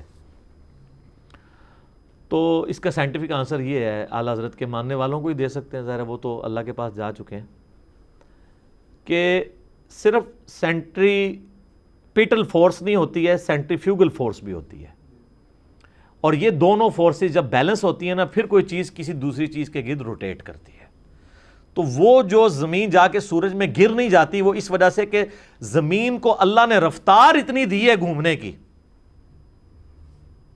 کہ وہ رفتار سینٹریفیوگل فورس, وہ فورس جو سینٹر سے آپ کو دور کی طرف لے کے جاتی ہے, وہ اتنی فورس ہے کہ اس کو اندر گرنے سے روکتی ہے. اور اس کو آپ آبزرو کریں گے موت کے کنویں کے اندر, موٹر سائیکل جب سپیڈ میں گھومتا ہے تو وہ موت کا کنواں جو سرکس میں ہوتا ہے تو وہ اس کے اوپر تک آ جاتا ہے, تو بیچ میں کیوں نہیں گرتا؟ اپنی سپیڈ کی وجہ سے. لیکن اگر تھوڑا سا اوپر چلے گا تو باہر جا کے ضرور گر جائے گا. تو زمین کی بھی ذرا سی فورس ڈسٹرب ہوتی تو زمین سورج کو چھوڑ کے بھاگ جاتی, اور ذرا سی کم ہوتی تو سورج کے اندر گر کے فنا ہو جاتی. یہ اللہ نے بیلنس کیا جی. اللہ اکبر کبیرہ والحمدللہ کثیرہ وسبحان اللہ بکرۃ واصیلا. God is the only explanation of all the physical phenomena in this universe. خدا ہی وضاحت ہے ان تمام چیزوں کی. آپ گھر میں بھی تجربہ کر سکتے ہیں, کسی چھوٹی سی بالٹی کے اندر یا جگ کے اندر ایک وہ بنٹا رکھ کے آپ شیشے کی گولی اس کو یوں گھمائیں تو آپ دیکھیں وہ دیواروں سے اوپر چڑھتی. کیوں؟ وہ اس کے اندر اس سپیڈ کی وجہ سے ایک سینٹریفیوگل فورس جو اسے سینٹر سے دور رہنے پہ مجبور کرتی ہے وہ پیدا ہوتی ہے. تو زمین کو جو اللہ نے سپیڈ دی ہے نا سورج کے گرد 30 کلومیٹر ایک سیکنڈ میں, یہ سپیڈ اس کو مجبور کرتی ہے کہ سورج سے دور بھاگے, اور سورج جو اس کو کھینچ رہا ہے نا وہ 13 لاکھ بندے جو کھینچ رہے ہیں وہ اسے مجبور کرتے ہیں کہ سورج کے اندر گر جائے. تو وہ سپیڈ اتنی دی ہے اللہ تعالیٰ نے کہ وہ نہ وہ حاوی ہوتا ہے نہ یہ حاوی ہوتا ہے, اور بیلنس ہو کے ایلپٹیکل آربٹ کے اندر وہ گھومتی رہتی ہے اور بیلنس رہتی ہے. یہ اللہ کے کام ہے جی. تو باقی باتیں کرنے کو تو بہت زیادہ تھیں, خیر ابھی بھی بہت زیادہ ہو گئی ہیں, لیکن یہ میں نے مقدمہ پورا اس لیے کلیئر کیا کہ آندہ کوئی 1000 وسوسے بھی آئیں نا علماء دین کی طرف سے یا سائنٹسٹ کی طرف سے, دونوں میں نے کور کیے ہیں, وہ کم از کم آپ کو سمجھ آنا شروع ہو جائیں. باقی پھر بھی میں آخر میں کہوں گا کہ میرے جو 3 لیکچرز ہیں, who is Allah in the light of latest scientific facts, اور who created God Richard Dawkins کی کتاب دا گاڈ ڈیلوژن کا جو میں نے پوسٹ مارٹم کیا ہے, اور تیسرا میرا لیکچر قرآن ورسز ماڈرن سائنس. یہ تینوں کا لنک بھی ہم اپنی ویڈیو کے نیچے دے دیں گے. کئی باتیں جو آج میں نے سکپ کی ہیں وہ انشاءاللہ اس کو سننے کے بعد آپ کو کلیئر ہو جائیں گی. تو یہ جو اس کو قرآن و سنت کا مسئلہ بنا کر پیش کیا جا رہا ہے یہ بالکل زیادتی کر رہے ہیں. قرآن و سنت اس کی سپورٹ کے اندر نہیں ہے. کچھ احادیث بھی انہوں نے پیش کی تھی وہ میں نے سکپ کر دیں اس لیے کہ وہ خود آؤٹ آف کنٹیکسٹ ہیں, وہ اس کے ساتھ ریلیٹڈ ہے ہی نہیں ہے. تو اصل چیز مقدمہ قرآن کے اوپر کھڑا ہوا تھا وہ میں نے بیان کر دیا, اور جو احادیث تھیں ان کی جو انہوں نے مین احادیث لی میں نے اس کی انٹرپریٹیشن بھی بیان کر دی ہے تاکہ آپ کو معاملات سمجھ آ جائیں. ایسا نہ ہو کہ ایک نوجوان آدمی جس طرح آج کل لوگ جو ہے وہ متنفر ہوئے ہیں. میں پھر وہ آخر میں وہی بات کروں گا کہ عامر خان نے پی کے فلم بنا کے جو لوگوں کے متس توڑے تھے اور ہندوازم کی کمزوریاں لوگوں پہ ہائی لائٹ کی تھیں, ہمارے لوگوں نے یہ اچھا اس نے تو پی کے فلم بنائی نا, وہ کہتے ہیں اس کو کہتے ہیں سازش کی ہے, یہ پاکستان والا پی کے ہے کیونکہ ہماری فلائٹس بھی ہوتی ہیں نا پی کے. تو انہوں نے جو ہے انڈین فلم بنائی ہے جو یہ اس نے اسلام کی بدنامی کر دی ہے کہ جی زمین ساکن ہے اور قرآن کا یہ عقیدہ ہے. اور آپ دیکھ لیں کسی مولوی کی جرت نہیں ہو رہی ہے کہ, اور جن لوگوں نے کلپ بھی بنایا میں نے وہ دیکھے, انہوں نے ان کے دلائل کا جواب نہیں دیا، بس یہ کہہ دیا کہ نہیں ایسا نہیں ہے، یہ ایسا ہی ہے۔ تو قرآن سے جو دلائل پیش کر رہے ہیں آپ بتائیں کہ آپ کو سمجھنے میں یہاں پہ غلطی لگی ہے اور حقیقت یہ ہے۔ ٹھیک ہو گیا جی؟